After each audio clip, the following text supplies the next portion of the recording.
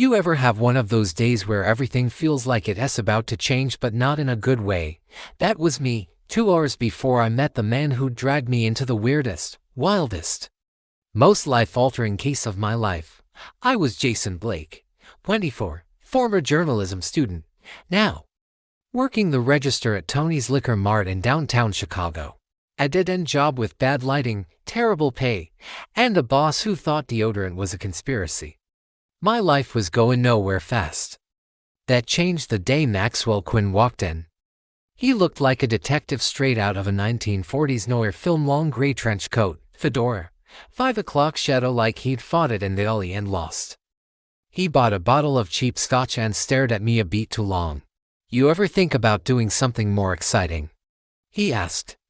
I blinked, like switching to vodka. He smiled, not the friendly kind. "I know something you don't kind. You ever heard of a girl named Leila Rossetti?" "No, you will." Then he walked out.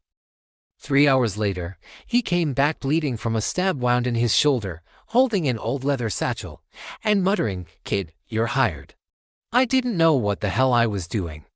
Maxwell passed out in the employee restroom while I tried to stop the bleeding with the only clean thing I could find, a SpongeBob SquarePants t-shirt from Lost and Found. The satchel he dropped was locked with a weird old mechanism. It had a triangle symbol with an eye in the middle. Creepy. I didn't touch it.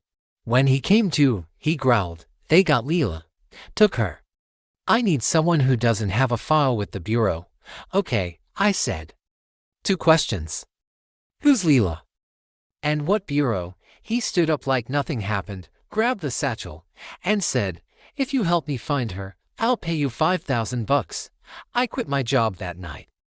Leila Rossetti was apparently his former assistant. She'd vanished 3 days ago after investigating a cold storage unit in an abandoned meatpacking plant. Maxwell believed she'd found something not meant to be found. "You think she was kidnapped?" I asked. "No, I think she crossed into something else." "What? Like Indiana?" He gave me a look. "Something darker." So yeah, that's when I started thinking maybe he wasn't entirely stable. But then we went to her last known location, and things got weird fast. The meatpacking plant was straight out of a horror movie, rusted metal walls, broken conveyor belts, and the smell of ancient blood soaked into the floors. We found freezer number 6. It was chained shut, with 3 industrial locks. Maxwell pulled out bolt cutters like it was no big deal. "Stand back."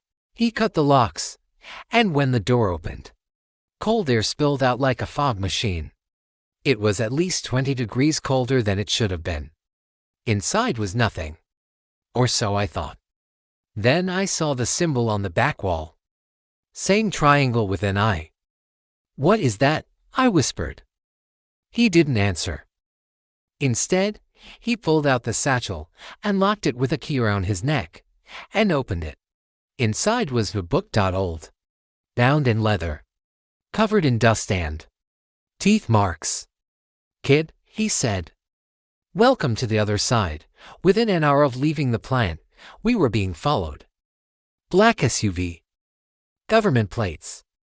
Maxwell floored his rusted Buick down the Kennedy Expressway while muttering, "I told them to stay out of this. I told them it wasn't their jurisdiction." "Who?" I shouted. "FBI. But not your standard desk jockeys. These guys work for Division 8. Is that a new Marvel spin-off?" "No. It's the part of the government that deals with the unexplainable. The stuff that makes agents wake up screaming." "Cool. Very cool." I want out. He didn't even look at me. "Too late, kid." You opened the freezer. That book Maxwell carried. It was called the Book of the Forgotten. It wasn't just old, it was cursed. According to Max, it contained the names of people erased from reality. People like Leila. "She's in the book," he said, showing me a page that had her name slowly fading.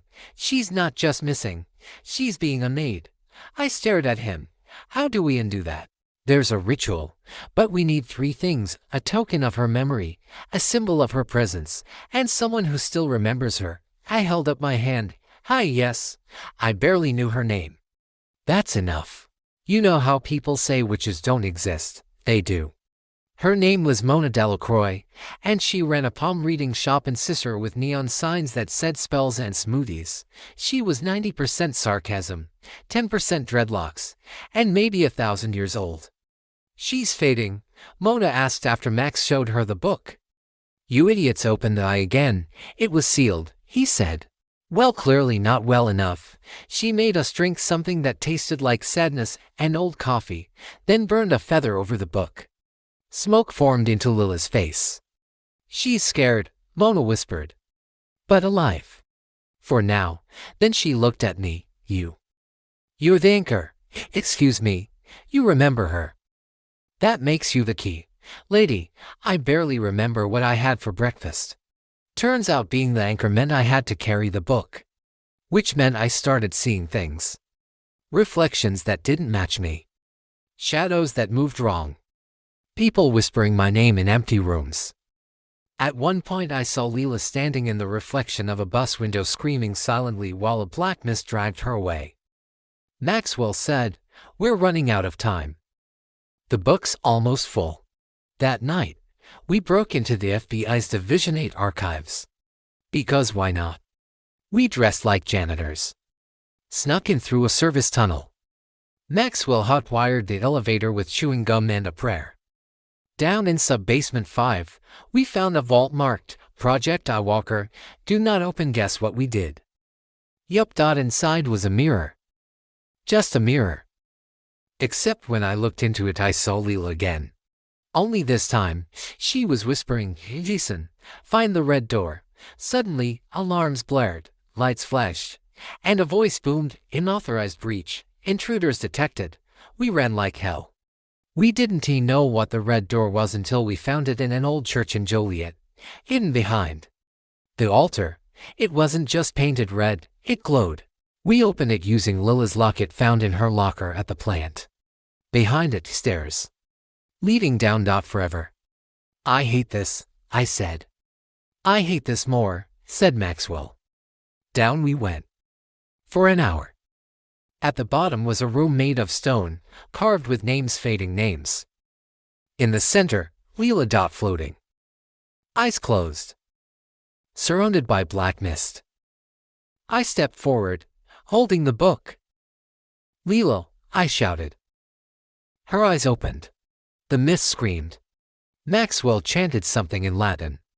Mona appeared out of nowhere. Teleportation, portal, Uber. Threw salt in the air, and the mist howled. I grabbed Lila's hand. The book snapped shut. The room shattered like glass. We woke up outside the church. It was morning. The sky was blue. The world was back. Leela was alive. Breathing. Real. Maxwell handed me a donut. "Good work, kid." I stared at him. "We almost died." He shrugged. "But we didn't." Leela punched me in the arm.